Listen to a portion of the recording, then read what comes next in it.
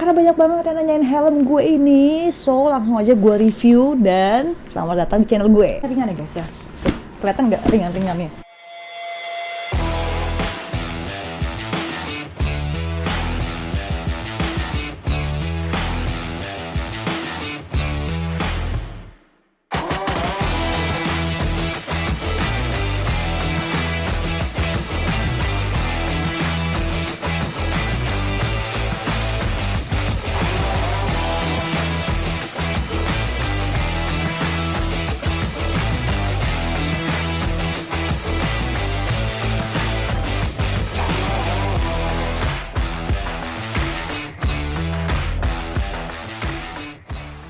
Oke teman-teman, karena banyak banget pertanyaan masuk ya, nggak dari followers lama, nggak dari followers baru di Instagram, nanyain banget tentang helm ini, spesifikasinya, nyaman apa enggak. So, gue jadi berniat untuk bikin video panjang versi lengkapnya untuk mereview tuntas nih helm. Tapi sebelumnya gue bakal kasih kalian waktu 3 detik dari sekarang untuk klik tombol subscribe dan like. Oke, langsung aja, 3, 2, 1. Oke, thank you teman-teman. Sorry guys kalau misalkan gue sekarang tuh terkesan lemes banget karena gue emang lagi drop juga. Karena selama PPKM kemarin, sebulan di Medan tuh gue tuh hampir tiap hari tidurnya tuh subuh. Dan sekarang kayak lagi dibalas dendamnya sama badan gue kalau gue tuh butuh tidur, jadi demam. Cuma kemarin gue udah ke rumah sakit dan gue cek darah dan cek COVID juga. Alhamdulillah negatif dan darah juga aman. Jadi kayak bener-bener demamnya tuh demam sampai 3 hari gitu, demamnya ya udah demam disuruh istirahat aja gitu. Tapi karena gue sayang banget sama kalian, jadi gue niatkan untuk membuat video review helm hari ini. Oke guys, langsung aja. Jadi ini adalah helm SF313 Vortex Carbon ya guys. Wah, namanya panjang juga ya. Nah, ini adalah seperti kita lihat ya di sini, ini karbon. Kalau pecinta touring pasti paham lah ya, kalau misalkan modular tuh paling enak buat touring ya. Jadi karena kita bisa tinggal buka, gini, buka dan tutup seenak jidat.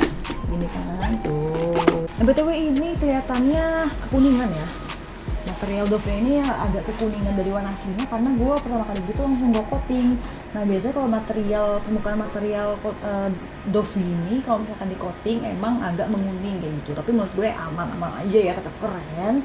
Yang penting dia tetap punya lapisan proteksi sehingga terhindar dari goresan-goresan settingan guys. BTW gue coatingnya itu di e2z.id ya guys. Itu lokasinya ada di Rawamangun barengan sama Restomek Rawamangun. Tapi drop off-nya banyak banget. Nanti kalian lebih lengkapnya kalian bisa langsung aja DM langsung ke Instagramnya ya.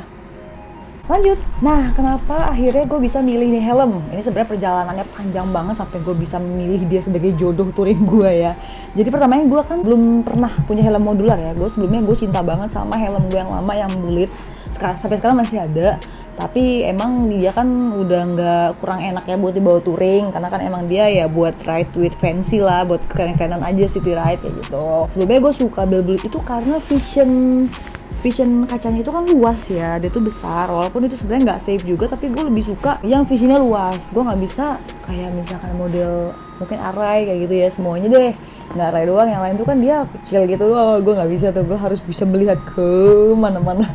Tapi karena waktu itu Bullet gue itu kan sempat gue bawa jalan juga kan ke Bandung sama ke Majalengka, mulai ngerasa nggak safe kan dan nggak nyaman karena nggak ada visor gelapnya dan berisik dia ya, anginnya tuh masuk gitu ya. Nah rata-rata kan kalau misalkan full face gitu kan jarang banget yang seluas Bullet kan, jadi mau nggak mau ya udah deh gue kayaknya tentuin kalau misalkan gue bakal ambil helm modular sebagai teman touring kayak gitu kan. First impression gue suka sama helm Vortex ini karena bobotnya yang ringan sih. Ini kan mungkin karena karbon dan beratnya 1400 gram guys. Yang lain itu emang cenderung lebih berat dari ini makanya. Terus ketika gue pakai kan gue juga kelihatan confidence aja. Coba kita pakai dulu ya.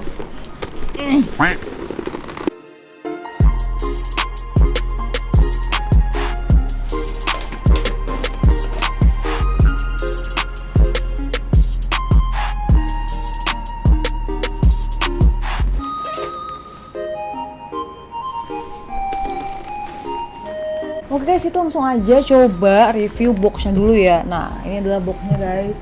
Tuh, Vortex. Gambarnya langsung serigala ya guys, serigala keren emang. Jadi di dalam boxnya itu yang pertama pastinya adanya helm ya guys. Nggak mungkin beli box helm nggak ada helmnya. Terus habis itu dapat juga pin lock. Ini adalah fog resistant system. Langsung include kalian beli LS2 ini langsung dapat pin lock ini. Itu kan gue udah pasang ya. Jadi kelihatan nggak sih? Nah, udah pasang ya. Jadi ini menghindari fog di dalam visor. Jadi selama gue touring juga kemarin Bromo Bali, gue juga ke Medan, ke Magelang, itu juga aman guys. Mau suhu tiba-tiba dingin, tiba-tiba panas pun aman dari fog ya teman-teman. Terus habis itu selanjutnya ada lagi isinya tas guys. Nah, tasnya ini tas premium ya. Kalau misalkan tas LS2 yang lain, setahu gue itu tasnya kayak tas-tas biasa ya, tas standar gitu. Nah, kalau misalkan ini tuh terlihat premium menurut gue. Jadi gue kemarin pas gue naik pesawat ke Medan kan, gue juga rencana emang perjalanan motor di sana juga, dipinjemin unit motor sama temen. Jadi gue tinggal bawa helm aja sama jaket. Jadi gue ke kabin bawa ginian deh. Terus habis itu selanjutnya ada lagi bantal leher guys. Bantal leher itu lebih kecil sedikit ya. Jadi kayak kecil dari bantal-bantal pada umumnya orang-orang yang biasa naik pesawat ya. Jadi itu tugasnya untuk ngeganjel helm. Jadi helm itu biar beratan tumpuan helm, walaupun helm ini ringan tapi LS itu tetap mempersatukan kenyamanannya. Jadi dia menyediakan bantalan leher, lalu dia untuk ngeganjel helm. Jadi beban helm tuh nggak langsung ke kepala. Jadi kita bisa lebih nggak mudah capek selama perjalanan guys gitu. Tapi kemanakah bantalan leher gue? Jadi bantalan leher gue itu pas gue touring ke Bromo Bali, pas di jalan tuh gue jatuh di jalan guys. Jadi gue tuh kan nungguin temen-temen kan di luar hotel, yang lain kan masih pada prepare dan gue udah di luar hotel, tinggal masuk ke jalan gitu. Karena nungguin mereka, akhirnya gue kayak tiduran gitu nyender ke box, tapi gue pakai bantalan itu disenderin gitu supaya nggak sakit kepala, jadi kayak bantalan. Habis itu pas mereka kayak udah klakson kayak ayo jalan tet gitu kan, gue langsung bangkit, langsung nyalain motor. Jadi kayak bantalnya tuh gue lupa kalau ada bantal. Akhirnya ya udah bantalnya jatuh, dia terbang. Sedih banget gak sih? Gue ikhlas kok teman-teman, cuma gue bingung nyarinya lagi tuh kemana guys. Apa kayak S2 nya menjual terpisah? Jadi teman-teman, seperti yang kalian lihat, ini kan bentuknya kayak rounded gitu ya. Dia tuh kayak bulat, bukan yang kayak helm-helm. Ada LS2 apa ya, pokoknya lupa. Pokoknya dia tuh bentuknya yang kayak jet pilot helmet gitu ya. Nah, kalau ini yang membulat gini. Terus juga ini beratnya ringan ya guys ya. Kelihatan nggak ringan-ringan nih? Jadi ini tuh ringan, bobotnya cuma 1400 gram. Dimana helm-helm modular lainnya nggak ada yang seringan ini. Terus juga ini udah shell carbon. Lalu juga ini ukuran L. Kalau misalkan kalian mau ambil helm LS2 itu, kalian harus naikin satu tingkat di atas ukuran asli kalian. Misalkan kalian ukuran L di helm pada umumnya ya. Nanti kalau misalkan kalian masuk ke LS2, kalian pilihnya XL. Begitu pula XL berarti XXL kayak gitu terus. Nah, terus juga di sini ada flip up key-nya tuh di sini guys. Nah, di sini terus dibuka, diangkat ke atas. Nah, begini. Ini terus juga di sini untuk locknya, untuk lock visornya. Ini ya, kalau ditekan ini adalah kunci. Dan ini kalau ditarik begini, baru buka lagi. Jadi ini maksudnya adalah lock visornya. Jadi supaya nggak bisa dibuka tutup. Locknya di sini ya guys. BTW ini visor gua pecah-pecah, lihat deh. Jadi gua sempat 2 kali kejadian kecelakaan crash yang impactnya langsung ke helm. Jadi yang pertama itu ada di depan. Ini depan. Sampai sekarang gue belum sempet ganti visornya. Terus habis itu yang kedua agak kesini. Parah ya. Terus tapi yang gue kagum dari helm ini adalah dia tuh nggak ada kecacatan yang sampai rusak fungsi gitu loh. Dan juga nggak ada yang ngancurin bodi utama.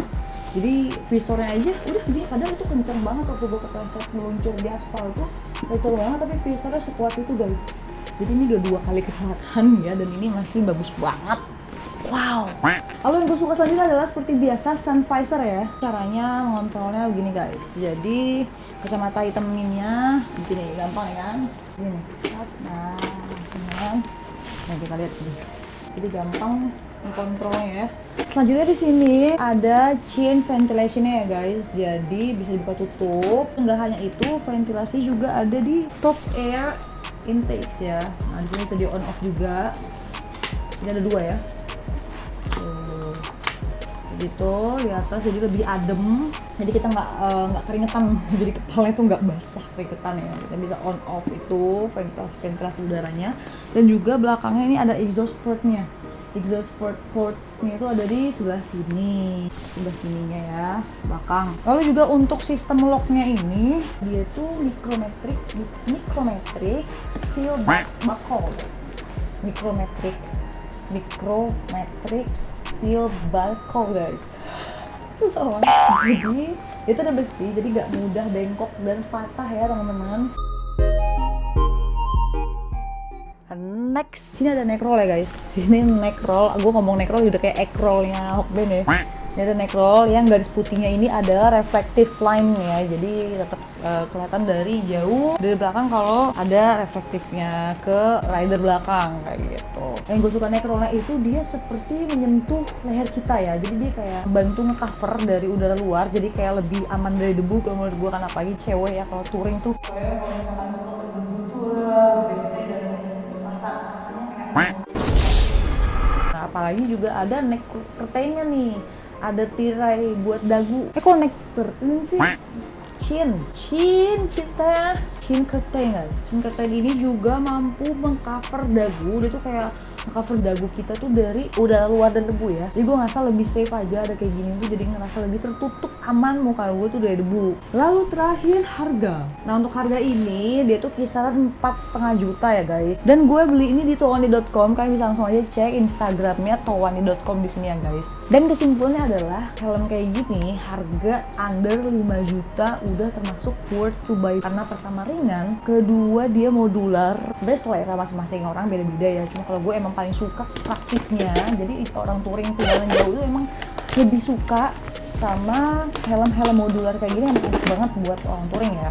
Terus habis itu gue udah 2 kali jatuh, dan itu emang 2 kali itu lumayan keras impact kepala ya guys, tapi helm gue aman. Jadi menurut gue ini udah safe banget untuk harga 5 juta ke bawah. Jadi itulah kenapa gua memilih helm ini teman-teman. Oke teman-teman, utang gue udah kebayar ya, udah lunas tentang review helm kesayangan gue ini. Nah tapi menurut kalian helm yang baik dan nyaman versi kalian tuh jenis helmnya kayak gimana sih? Kasih tahu di kolom komentar ya biar gue baca.